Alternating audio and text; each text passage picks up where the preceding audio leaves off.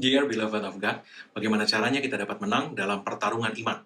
Sebagaimana Paulus telah menyelesaikan pertandingan iman yang baik, demikian juga kita dapat menyelesaikan pertandingan iman kita dan keluar sebagai pemenang dengan cara yang sederhana yang diajarkan firman Tuhan kepada kita. Bapak Ibu Saudara yang dikasih Tuhan, bukan kekuatan atau keahlian Daud berperang yang menyebabkan dia dapat mengalahkan Goliat, melainkan iman.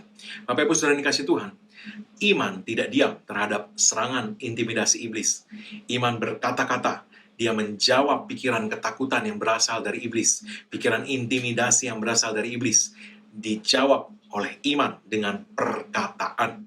Perkataan iman atau perkataan firman Tuhan. Amsal pasal 4 ayat 20-21, di mana dikatakan, My son, attend to my words, incline thine ears unto my sayings. Let them not depart from thine eyes, keep them in the midst of thine heart. Anakku, perhatikanlah perkataanku, arahkanlah telingamu kepada ucapan-ucapanku. Janganlah semuanya itu menjauh dari matamu, simpanlah itu di lubuk hatimu. Bapak Ibu Saudara yang dikasih Tuhan, ketika firman Tuhan masuk ke dalam hati kita, turun ke dalam hati kita, roh kita, dan disimpan di sana, maka dari sana akan keluar perkataan-perkataan iman yang mengalahkan tipu muslihat iblis, pikiran-pikiran ketakutan iblis, serangan-serangan kecemasannya, dan mengubah situasi-situasi hidup kita. Apa senjata iblis untuk mengalahkan anak-anak Tuhan, sehingga perkataan iman tidak sampai keluar dari mulut anak-anak Tuhan? Apa senjata yang digunakan iblis untuk menghancurkan perkataan-perkataan iman anak-anak Tuhan? Ingat, Yohanes 10 ayat 10, Yesus mengatakan bahwa pencuri datang, the thief, cometh not but to steal and to kill and to destroy. I am come that they might have life and that they might have it more abundantly. Pencuri datang hanya untuk mencuri, membunuh, dan membinasakan. Tetapi aku datang supaya mereka mempunyai hidup dan mempunyainya dalam segala kelimpahan, kata Yesus. Nah, Bapak Ibu Saudara yang dikasih Tuhan, perhatikan apa yang Yesus katakan. Hal pertama yang Yesus singkapkan mengenai pencuri atau iblis adalah bahwa dia mencuri. Namanya adalah pencuri, dan hal pertama yang dia lakukan adalah mencuri. Ini adalah senjata iblis untuk mengalahkan iman anak-anak Tuhan. Dia melontarkan perkataan yang membuat ketakutan, akan tetapi sebelum itu dia melakukan sesuatu yang namanya mencuri. Dia mencuri dulu sebelum dia membunuh dan membinasakan iman anak-anak Tuhan. Bapak Ibu Saudara yang dikasih Tuhan, apa yang dicuri? Banyak orang terlalu cepat untuk mengatakan bahwa iblis membunuh, membinasakan. Akan tetapi Yesus memulai dengan mengatakan bahwa iblis adalah pencuri dan hal utama yang dia lakukan adalah mencuri. Jadi perhatikan apa yang Yesus katakan. Iblis di atas segala-galanya nomor satu adalah terlebih dahulu pencuri. Apa yang dicuri? Mari kita lihat Markus pasal 4 ayat 13-15. Firman Tuhan mengatakan dalam King James Version, And he said unto them, ini Yesus yang berbicara, Know ye not this parable? And how then will ye know all parables? The sower soweth the word, and these are they by the wayside where the word is sown. But when they have heard, Satan cometh immediately. Satan cometh immediately and taketh away the word that was sown in their heart. Yesus berkata, He said unto them, Yesus mengatakan kepada mereka, tidakkah kamu mengetahui perumpamaan ini? Dan kalau demikian, bagaimana kamu dapat mengetahui perumpamaan-perumpamaan yang lain? Apa artinya maksudnya? Yesus kemudian menjelaskan di ayat 14 bahwa penabur itu menaburkan benih yang Yesus katakan adalah the word. Penabur menaburkan firman Tuhan. Kemudian ayat 15 Yesus berkata, ini adalah mereka yang ada di pinggir jalan, ya. Dan Yesus berkata di mana firman itu ditaburkan. Jadi firman ditaburkan, ya. And when they have heard, dan ketika mereka sudah mendengar, Satan immediately cometh. Setan segera datang and taketh away the word, dan mengambil firman yang ditaburkan di dalam hati mereka. Jadi perhatikan bahwa nomor satu, iblis akan mencuri firman Tuhan. Nomor satu yang diincar iblis, sasaran iblis untuk dicuri adalah firman Tuhan. Bapak Ibu Saudara yang dikasih Tuhan, Yesus berkata bahwa pencuri datang untuk mencuri. Dan kemudian Yesus berkata, ketika firman sudah ditaburkan, Satan immediately come. Setan segera immediately come. Untuk apa? Take away the word. Ketika firman sudah ditaburkan, setan segera datang untuk mengambil atau mencuri firman that was sown in their heart, yang sudah ditaburkan di hati mereka. Jadi Bapak Ibu Saudara yang kasih Tuhan, ini yang diincar iblis. Ini yang menjadi sasaran iblis. Dia mau mencuri firman Tuhan dari hati anak-anak Tuhan. Perhatikan bahwa firman itu sudah ditaburkan, dan orang-orang itu sudah mendengar firman Tuhan, karena dikatakan firman itu ditaburkan di hati mereka. Jadi mereka sudah mendengar firman itu, akan tetapi dikatakan bahwa iblis segera datang untuk mencuri firman itu. Iblis tidak mau membiarkan firman itu lama-lama di dalam hati mereka. Dia mau segera mencuri firman itu. Dan kalau iblis bisa mencuri firman Tuhan dari hati anak-anak Tuhan, dia bisa mencuri segala sesuatu yang lain. Dia bisa mencuri dan kemudian membunuh dan membinasakan masa depan, impian, pekerjaan, dan lain sebagainya. Bapak Ibu Saudara yang kasih Tuhan, yang kita perlu perhatikan adalah iblis memberi prioritas untuk mencuri firman Tuhan. Jadi, kita sebagai anak-anak Tuhan perlu memberi prioritas untuk memasukkan firman Tuhan ke dalam hati kita, yang kemudian dikatakan tadi di Amsal, dia masuk ke dalam hati kita, dia disimpan dalam hati kita, maka apa yang akan terjadi adalah perkataan-perkataan iman akan keluar dari mulut kita, karena meluap dari hati kita. Ingat Yesus berkata bahwa apa yang keluar dari mulut, meluap dari hati. Jadi kalau iblis bisa mencuri firman Tuhan, tidak ada perkataan firman yang akan meluap dari hati kita. Itu senjata iblis untuk mengalahkan anak-anak Tuhan dalam pertarungan iman. Sebelum dia melontarkan pikiran keraguan, kecemasan, dan sebagainya, dia akan berusaha terlebih dahulu, nomor satu, immediately mencuri firman Tuhan. Jangan sampai firman Tuhan itu masuk ke dalam hati. Kalaupun sempat dengar, segera dicuri, supaya jangan sampai masuk, berakar, tertanam di dalam hati anak-anak Tuhan.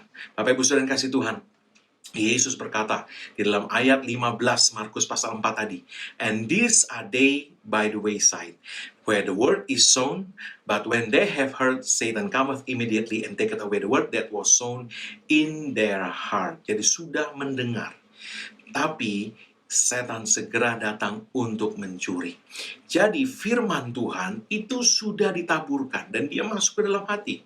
Akan tetapi iblis dapat mencurinya. Kenapa? Karena ayat 16-17 kemudian menjelaskan, ya, di pinggir jalan tadi dikatakan orang yang menerima yang pertama di pinggir jalan itu bicara, ya, bahwa firman tidak menjadi prioritas dalam hidup mereka. Ini hanya ada sesuatu yang di pinggir jalan, bukan sesuatu yang utama, bukan sesuatu yang menjadi jalan kehidupan mereka. Yesus berkata, "Akulah jalan." Dan Yohanes 1 ayat 1, 2, 3 mengatakan bahwa Yesus adalah sang firman yang hidup, yang menjelma menjadi manusia. Jadi firman Tuhan seharusnya menjadi jalan hidup kita, bukan kita jadikan hanya sesuatu yang kita berdiri di pinggirnya, tidak kita utamakan dalam hidup kita.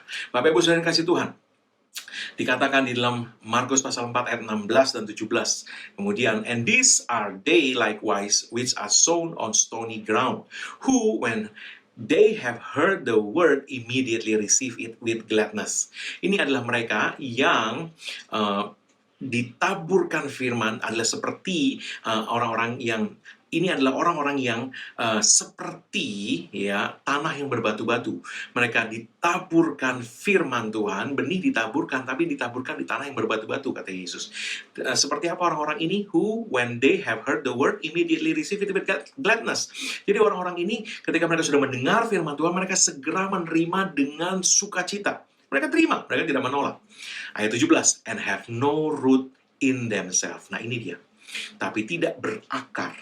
Kadang-kadang kita hanya dengar dan kita merasa tahu, tapi tidak memberi waktu untuk merenungkan. memperkatakan lagi kepada diri kita sendiri, merenungkan, membiarkan itu masuk ke dalam hati kita. Janganlah itu semua menjauh dari matamu, simpanlah di dalam lubuk hatimu, kata kitab Amsal tadi, sehingga dia menjadi akar di dalam hati kita, dan dia menjadi kuat bertumbuh di dalam hati kita. Nah, orang-orang yang tidak berakar ini dikatakan apa? And so endure but for a time. Sehingga mereka hanya bertahan sebentar saja. Afterward, when affliction or persecution arises for the word's sake, immediately they are offended. Jadi, karena tidak berakar dikatakan apa? Mereka hanya bertahan sebentar saja. Sampai kapan? Affliction or persecution, penindasan, ariseth for the word's sake. Penindasan itu terjadi karena firman itu, for the word's sake.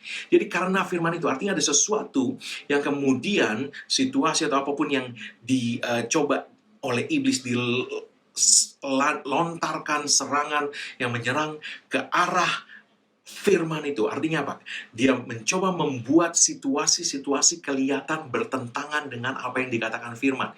Kita terima firman, tapi kelihatannya kok yang terjadi dalam hidup kita kebalikan dari firman itu.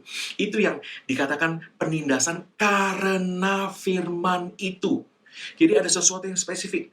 Penindasan itu tidak hanya penindasan secara umum, tidak. Tapi dia fokus kepada firman yang baru ditaburkan tadi. Anda mendengar firman tentang terobosan ekonomi, maka Anda kemungkinan akan melihat situasi yang kebalikan daripada itu di dalam hidup Anda. Kenapa firman tentang terobosan ekonomi, tapi yang saya lihat malah sepertinya kesulitan dan sebagainya. Itu yang terjadi. Sehingga dikatakan immediately, karena mereka tidak berakar, mereka lihat situasi yang dilontarkan, yang dilancarkan iblis, dipakai iblis untuk memperlihatkan situasi yang bertentangan dengan firman yang mereka baru terima, baru dengar, dan mereka tidak bertahan. Mereka tahan sebentar saja. Mereka menjadi offended. Mereka menjadi tersinggung. Mereka menjadi bahasa Indonesia pakai kata murtad, tapi bahasa Inggris itu offended. Offended itu tersinggung. Dia artinya dia menjadi nggak bisa terima, kok jadi begini kata firman Tuhan. Nggak benar. Berarti firman Tuhan ini, ya hati kecilnya tanpa sadar, itu yang disasar iblis. Hati kecilnya berkata, berarti firman Tuhan nggak terjadi nih. Itu yang iblis pakai sebagai senjata. Jadi perhatikan bahwa firman Tuhan mengatakan persecution, penindasan itu tidak terjadi untuk mengajar kita sesuatu. Ya, kalau sesuatu terjadi kita bisa belajar dari itu, iya. Tapi penindasan, firman Tuhan, Yesus Kristus mengatakan itu terjadi for the word's sake. Itu terjadi karena iblis mau menggunakan itu untuk mencuri firman dari hati kita, supaya firman itu tidak sampai berakar dalam hati kita, tidak sampai menjadi kuat dalam hati kita, tapi sudah segera bisa dicabut oleh iblis sehingga lenyap dari hati kita. Bapak Ibu Saudara yang kasih Tuhan, inilah senjata yang iblis lancarkan yang kita perlu waspadai. Bapak Ibu Saudara yang kasih Tuhan, penindasan karena firman. Karena iblis berusaha mencuri firman Tuhan dari hati kita. Dia mau membuat kita melepaskan firman itu, menganggap firman itu tidak benar, atau kelihatannya nggak terjadi. Berarti kayaknya enggak sih, firmannya berarti nggak terjadi seperti yang dikatakan oleh firman Tuhan yang diberitakan minggu lalu, dan sebagainya dan sebagainya. Jangan biarkan iblis berhasil dengan senjatanya itu. Ingat, kitab Yakobus berkata, lawanlah iblis. Bagaimana kita melawannya? Dengan memegang firman Tuhan. Amsal tadi berkata apa? Simpanlah itu di lubuk hatimu. Gimana? Jangan biarkan itu menjauh dari matamu. Arahkanlah telingamu kepada ucapan-ucapanku. Perhatikanlah perkataanku. Beri perhatian terus kepada firman Tuhan. Jangan biarkan itu menjauh dari matamu. Simpan itu di lubuk hatimu. Jangan lepaskan. Lawanlah iblis, maka dia akan lari daripadamu. Bapak Ibu Saudara yang kasih Tuhan, ketika iblis berusaha membuat kita berpikir bahwa firman Tuhan tidak bekerja, dia menyerang dengan pikiran-pikiran keraguan dan kecemasan. Kita perlu terus menjawab pikiran-pikiran tersebut dengan perkataan iman, dan terus memasukkan firman Tuhan ke dalam hati kita, sehingga selalu ada firman yang akan meluap keluar dari mulut kita untuk menjawab pikiran-pikiran ketakutan dan keraguan dari iblis. Bertahan. Yesus tadi berkata, bertahan sebentar saja. Jangan bertahan sebentar saja, bertahan terus. Lawanlah iblis. Kenapa? Karena firman Tuhan sudah menjamin. He will flee from you. Dia akan lari daripadamu. Haleluya. Markus pasal 4 ayat 18-19 kita lanjutkan. And these are they which are sown among thorns. Dan ini adalah mereka yang benih yang ditanam di antara duri, ya, di antara semak belukar. Such as hear the word, mereka mendengar firman Tuhan, dengar firman Tuhan. Tapi, and the cares of this world, kekhawatiran dunia ini, and the deceitfulness of riches, tipu daya kekayaan, dan and the lust of other things, dan hawa nafsu keinginan akan hal-hal lain, entering in, mulai masuk, choke the word, ya, menghimpit firman itu, and it become unfruitful, sehingga firman itu menjadi tidak berbuah. Jadi perhatikan kata entering in. Jadi dia tidak bisa serta-merta masuk. Dia mencoba masuk, entering in, dan kalau dibiarkan, ya, entering into present continuous. Berarti dia terus-menerus berusaha untuk masuk. Tapi kalau dia tidak bisa masuk, artinya kita endure tadi, kita bertahan tadi, maka dia tidak bisa masuk ke dalam hati kita. Jangan biarkan kekhawatiran dunia ini, tipu daya kekayaan, dan hawa nafsu akan hal-hal yang lain masuk ke dalam untuk menghimpit firman. Artinya, jangan biarkan kekhawatiran mengambil tempat dalam hati kita. Ya, lawanlah itu dengan perkataan-perkataan iman, sehingga dia tidak bisa mengambil tempat di dalam hati kita, sehingga dia tidak bisa menghimpit firman, tetapi seluruh hati kita terus terisi dengan firman, terus penuh dengan firman. Tidak ada ruangan dalam hati kita yang diisi dengan ketakutan atau keraguan atau kecemasan atau kekhawatiran, sehingga dia tidak bisa masuk dan menghimpit firman itu. Kalau dia tidak bisa menghimpit firman itu, maka dikatakan bahwa kalau berhasil dihimpit, dia menjadi unfruitful, tidak bisa berbuah, tidak subur. Berarti kalau tidak bisa dihimpit, dia pasti berbuah, pasti menghasilkan. Haleluya. Bapak Ibu Saudara yang kasih Tuhan. Jadi, perhatikan bahwa setiap orang memiliki kesempatan untuk mendengar, baik yang di pinggir jalan, baik yang dilambangkan sebagai tanah yang berbatu, maupun yang seperti ditaburkan di antara semak belukar. Semua punya kesempatan yang sama untuk mendengarkan firman Tuhan. Akan tetapi yang terjadi dalam hidup orang-orang ini itu berbeda-beda, ya. Yang hanya menganggap sekilas pinggir jalan saja, sekilas saja mendengar firman Tuhan, iblis dengan cepat dapat segera mencuri firman itu. Yang mendengar, menerima dengan sukacita, tapi ketika serangan tipu muslihat iblis dilontarkan untuk membuat seolah-olah firman itu kelihatan tidak bekerja, mereka segera melepaskan firman itu, tidak bertahan, tidak berakar, ya, mereka bisa segera juga dicuri firman Tuhan dari dalam hati mereka. Atau yang sudah sempat bertumbuh, tapi kemudian pelan-pelan entering in, masuk kekhawatiran, masuk kecemasan, pelan-pelan, ya, kita tidak fokus. Dikatakan, hai anakku, perhatikanlah perkataanku, Amsal pasal 4 tadi. Kita tidak memperhatikan perkataan Tuhan, terus tidak membiarkannya menjauh dari mata kita, tapi pelan-pelan itu digeser oleh hal-hal lain, sehingga kekhawatiran mulai masuk dan sebagainya, sehingga menghimpit firman itu. Firman yang tadinya memiliki tempat yang luas di hati kita, sekarang terhimpit, ada di tempat yang sempit, yang memenuhi hati kita justru kekhawatiran. Itu senjata iblis untuk mengalahkan, menghancurkan iman anak-anak Tuhan. Nah, Bapak Ibu Saudara yang kasih Tuhan, setiap benih firman Tuhan yang ditanamkan, dia pasti akan kemudian termanifestasi. Kalau dia tidak berhasil dicuri, kalau dia tidak berhasil cabut, ya, karena tidak berakar, tidak bertahan, kalau firman itu tidak berhasil dicabut, atau firman itu juga tidak berhasil diimpit, dia pasti akan termanifestasi. Awalnya, ya, karena dia benih, dia seperti tidak terjadi apa-apa. Ini yang kita mesti perhatikan. Kelihatannya kok nggak terjadi apa-apa. Tapi firman Tuhan berkata apa Yesus bilang tadi? Endure. Bertahan.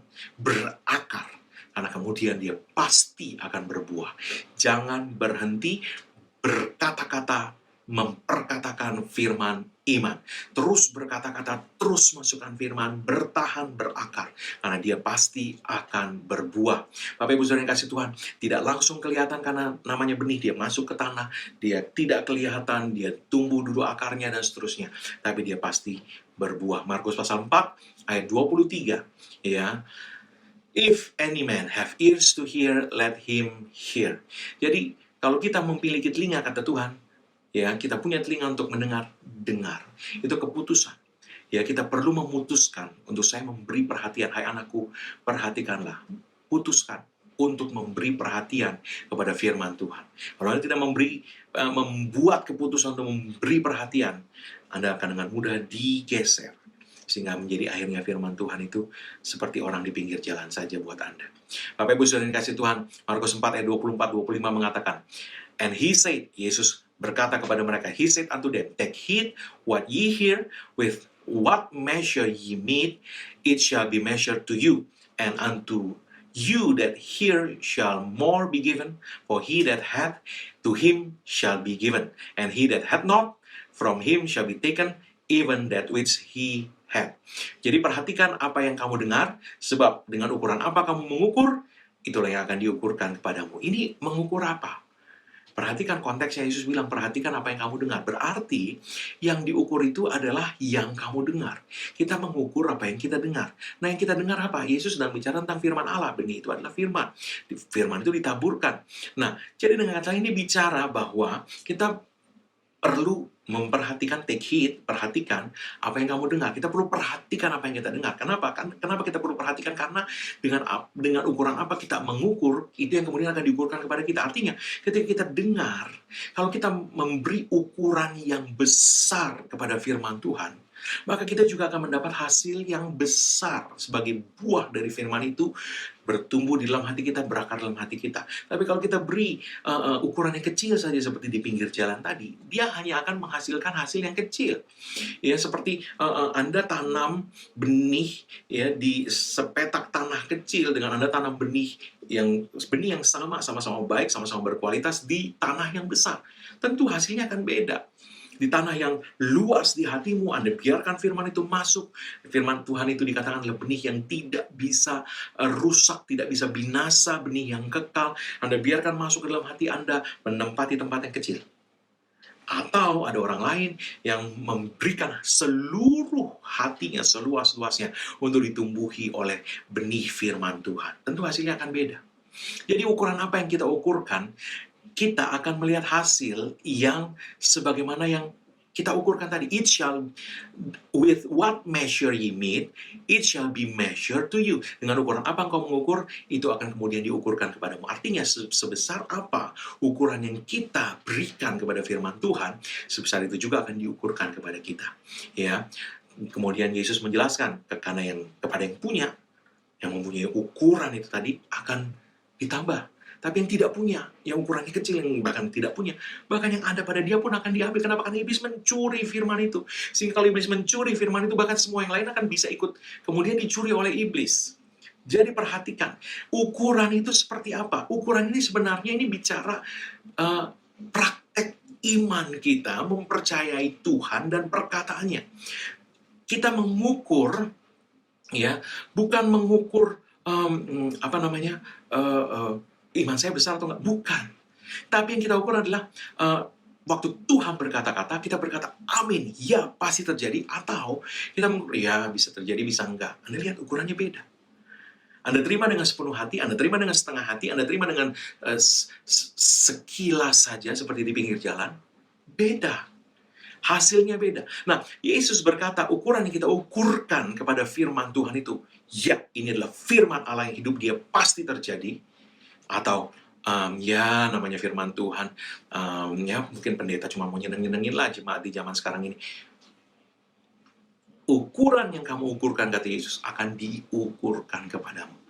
Ya, ini bicara bahwa sebesar apa kepercayaan yang kita taruhkan kepada Tuhan dan firman-Nya, sebesar itu juga akan kembali kepada kita. Ya, kenapa? Karena Yesus sudah berkata, terjadilah kepadamu sebagaimana imanmu. Tidak bisa terjadi beda dari itu. Itu sebabnya perkataan ini sejalan dengan perkataan Yesus bahwa jadilah kepadamu sebagaimana yang kamu percayai, jadilah kepadamu sebagaimana imanmu. Ukuran yang kamu ukurkan akan diukurkan kepadamu. Artinya, sebesar apa kepercayaan yang kita taruhkan pada Tuhan dan perkataannya, sebesar itu juga kita akan melihat buahnya terjadi dalam hidup kita. Jadi Bapak Ibu Saudara yang kasih Tuhan, perhatikan, kata Yesus. Perhatikan apa yang kamu dengar, sebab dengan ukuran apa kamu mengukur apa yang kamu dengar itu, ya, amin, pasti terjadi. Tidak bisa tidak terjadi. Kalaupun iblis mencoba membuat penindasan karena firman itu, Anda berkata, tidak bisa firman tidak terjadi. Anda lihat ukurannya. Ya, atau, ya mungkin belum waktunya lah. Anda dengan segera menyerah. Atau, mungkin iman saya kurang besar, saya cari orang lain deh untuk beriman dengan saya. Bapak Ibu Saudara, saya mau katakan bahwa firmannya sama.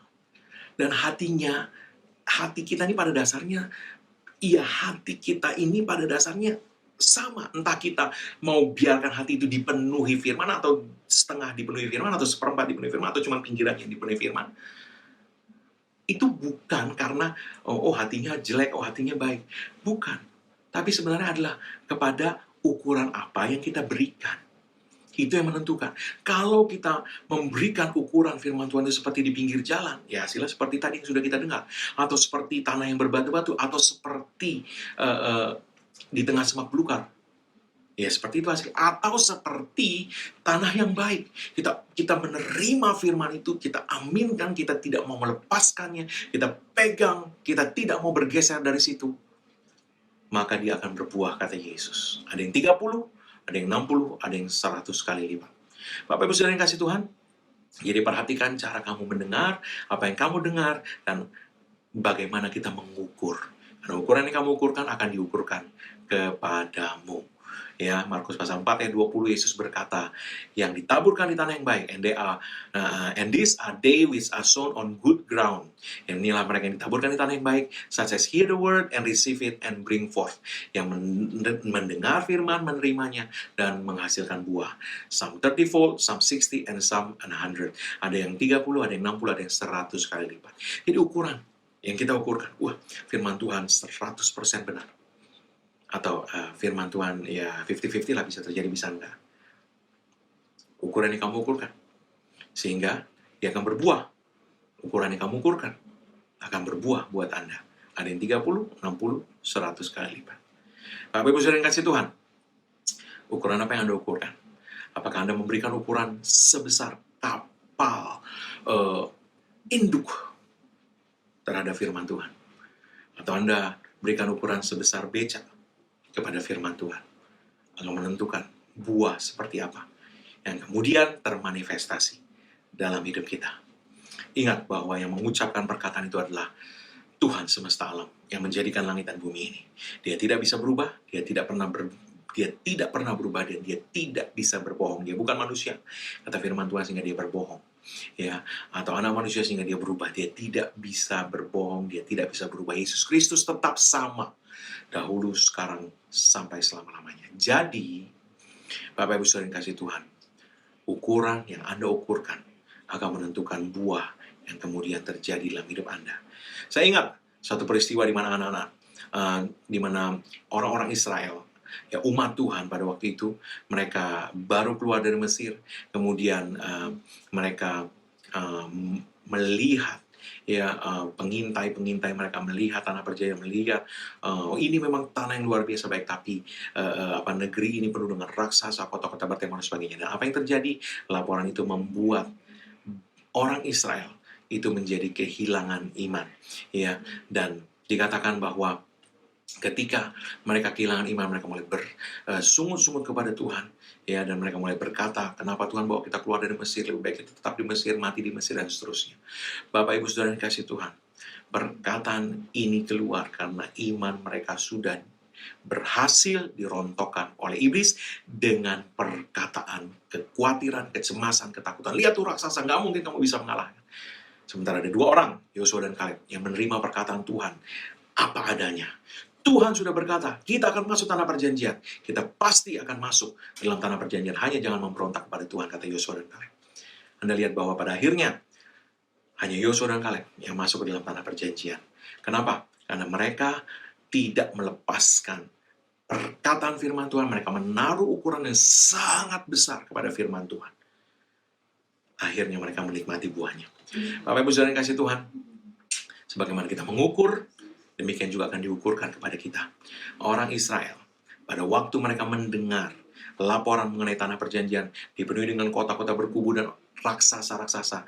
Ya, Bilangan pasal 13 ayat 33 mengatakan bahwa mereka yang melihat, para pengintai yang melihat, itu mengatakan, and there we saw the giants, the son of Anak, which come of the giants. Dan kami melihat para raksasa, anak-anak orang-orang keturunan Enak, orang-orang Enak ya, bahasa Indonesianya, yang adalah keturunan raksasa. And we were in our own sights. Dan kami, di dalam pandangan kami sendiri, as grasshoppers, hanya belalang. Dan demikian juga kami di hadapan mereka. Jadi Bapak Ibu Saudara yang kasih Tuhan, ukuran yang kita ukurkan kepada diri kita sendiri, ya, ukuran yang kita ukurkan kepada perkataan firman Tuhan, ya, bagaimana kita melihat firman Tuhan, bagaimana kita melihat diri kita di dalam firman Tuhan.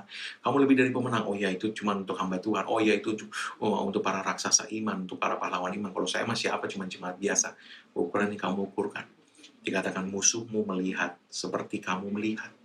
Orang-orang ini, para pengintai melihat diri mereka seperti belalang, maka mereka, para raksasa pun melihat mereka seperti belalang. Tapi Yosua dan Kaleb tidak mau memandang diri mereka seperti belalang. Mereka berkata apa?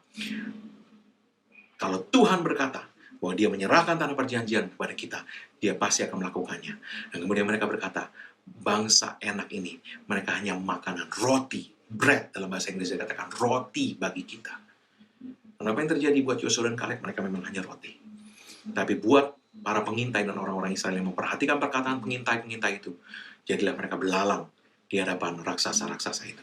Yosua dan Kaleb menelan habis raksasa-raksasa itu dan menang dalam pertempuran demi pertempuran, merebut tanah perjanjian. Sementara orang-orang Israel yang memandang dirinya seperti belalang, yang menaruh ukuran sangat kecil kepada perkataan firman Tuhan, dan menaruh ukuran sangat besar kepada apa yang kelihatan oleh mata mereka, jadilah mereka belalang di hadapan raksasa-raksasa itu, dan mereka dihancurkan. Jadi, Bapak Ibu Saudara yang kasih Tuhan, ukuran yang kamu ukurkan akan diukurkan kepadamu. Ukurlah firman Tuhan sebesar-besarnya. Ya, kita lihat Daud pernah berkata dalam Mazmur 23 ayat yang keempat, Yea, though I walk through the valley of the shadow of death, I will fear no evil, for thou art with me. Thy rod and thy staff, they comfort me. Sekalipun aku berjalan melalui lembah kekelaman, aku tidak takut bahaya, sebab engkau besertaku. Sebab engkau besertaku. Dengan kata lain, Daud berkata, ya, ketika dia mengucapkan ini, firman Tuhan ini, dia memandang Tuhan, He's the biggest. Tuhan itu yang terbesar. Sekalipun aku berjalan melalui lembah kekelaman, aku tidak takut bahaya. Kenapa? Raksasa yang terbesar yang ada di tempat ini adalah Tuhan. Raksasa mana bisa lebih besar dari Tuhan? Itu sebabnya minggu lalu kita melihat bahwa Goliat tumbang ketika Daud berkata, Tuhan menyerahkan kamu ke dalam tangan kami. Raksasa yang terbesar yang ada di tempat ini adalah Tuhan, bukan kamu, Goliat. Tuhan menyerahkan kamu ke dalam tanganku, kata Daud. Dan hari itu Goliat tumbang di hadapan Daud karena iman. Bapak Ibu Saudara yang kasih Tuhan, senjata iblis adalah untuk mencuri terlebih dahulu, secepat-cepatnya firman Tuhan dari hidup Anda. Sebab kalau firman itu berhasil dicuri, maka segala yang lain pun akan dapat dengan mudah dia curi. Tidak ada pertahanan. Kenapa? Karena pertahanan yang kita miliki dikatakan adalah perisai iman. Nah, kalau dia sudah curi firmannya, sedang iman timbul dari pendengaran dan pendengaran akan firman Tuhan, dan firman itu dicuri iblis, mana perisai imannya? Tidak ada perisai iman lagi untuk bertahan. Berarti dia dapat mencuri segala yang lain. Perhatikan apa yang firman Tuhan ini katakan. Bapak Ibu Saudara kasih Tuhan, bagaimana Anda mengukur firman Tuhan, demikian juga akan diukurkan kepadamu. Sebab, apa tadi? Ini adalah refleksi. Ya, ukuran yang Anda ukurkan kepada firman Tuhan adalah cerminan dari iman Anda sebenarnya. Ya, dan semakin besar ukuran yang Anda berikan kepada firman Allah sebenarnya, ya, semakin besar sebenarnya imanmu. Ya, Nah, bagaimana kita melihat? Ya, bukan dengan, "Wah, iman saya besar, wah saya itu, saya nggak pernah, saya orang yang nggak tahu takut." Bukan. Tapi penghargaan sebesar apa yang kita berikan kepada firman Tuhan, itu yang menentukan sebesar apa sebenarnya iman kita.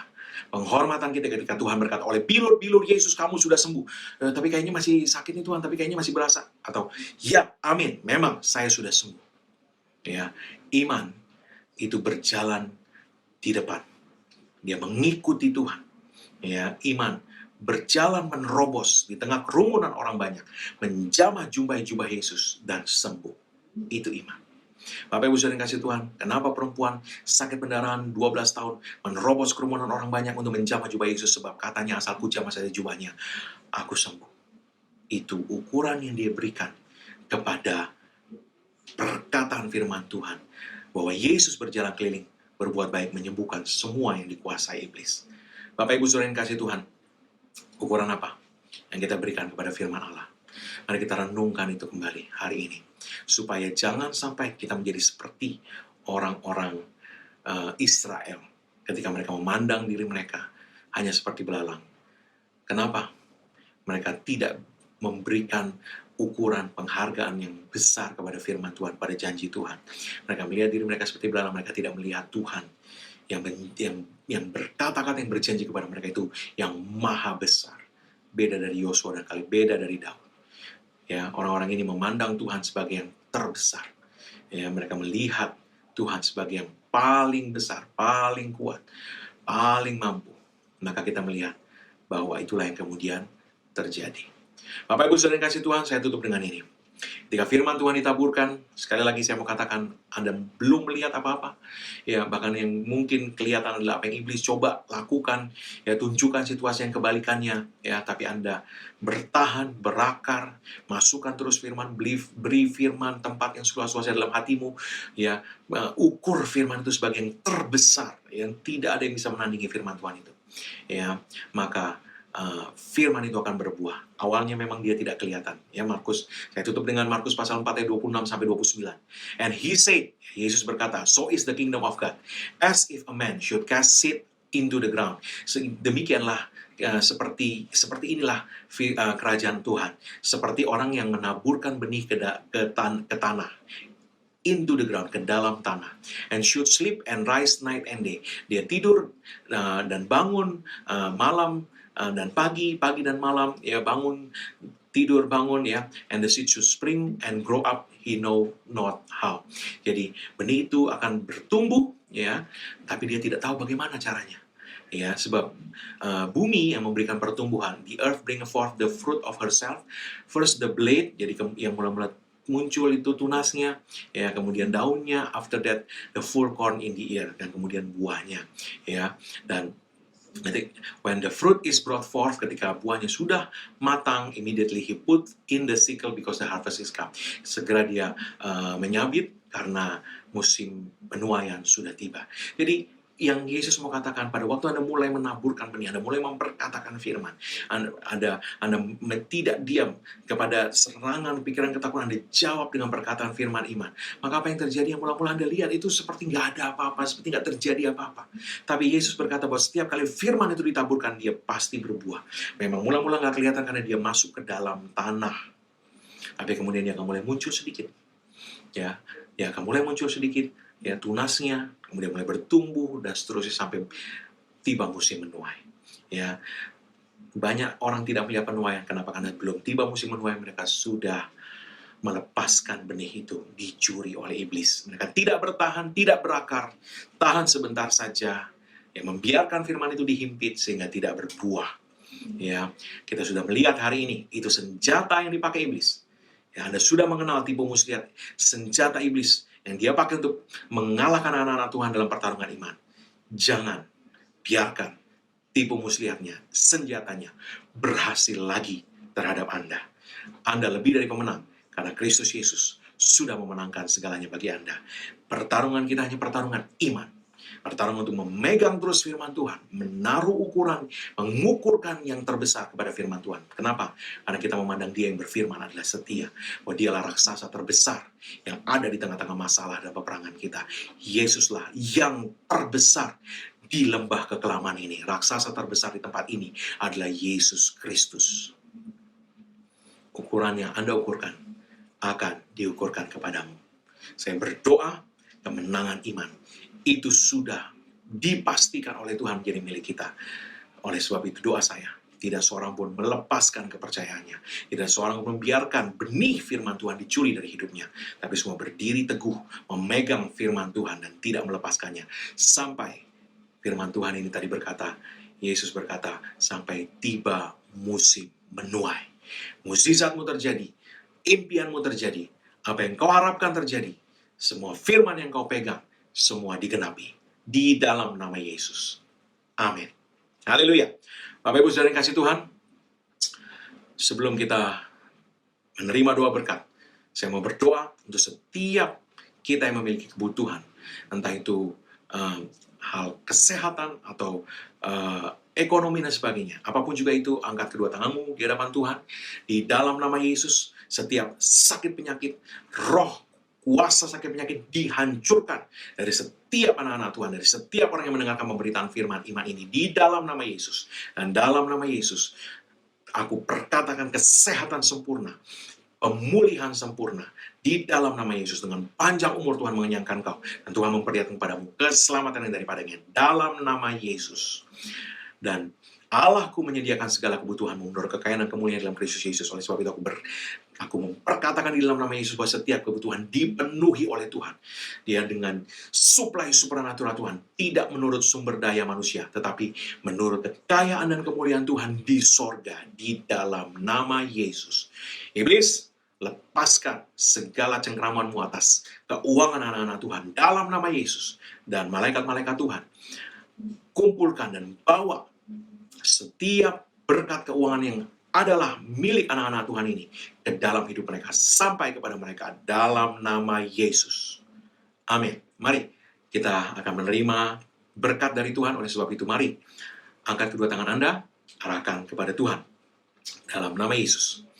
Karena apa Yesus Kristus sudah kerjakan bagi kita di kayu salib, karena curahan darahnya, karena penebusannya sempurna, maka sekarang tidak ada lagi penghukuman bagi setiap orang yang ada dalam Kristus Yesus. Engkau telah ditebus, haknya telah dibayar lunas. Oleh sebab itu semua kutuk tidak berlaku lagi dalam hidupmu.